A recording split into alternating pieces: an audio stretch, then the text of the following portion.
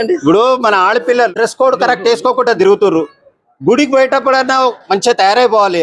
అది ఏం మీరు చెప్పండి దాని గురించి. డ్రెస్ కోడ్ కంపల్సరీ అండి.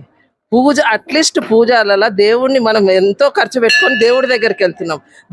దేవుడిని వదిలేసి మానవుల మీదకి దృష్టి రావడము అది కరెక్ట్ అయిన పూజ కాదు.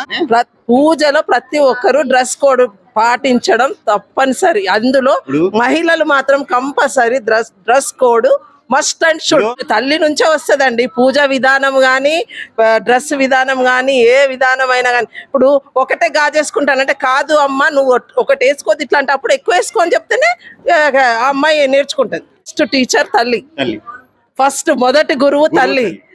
ఆ తర్వాత గురువు ఉంటారు ఓకే, కానీ తల్లి మొదటి గురువు. అమ్మాయి గాని అబ్బాయి గాని వేసే ప్రతి అడుగు దాని వెనకాల తల్లి పాత్ర 100%. కరెక్ట్ చెప్పారమ్మా. మీ పేరు? నా పేరు ప్రమీలాదేవి.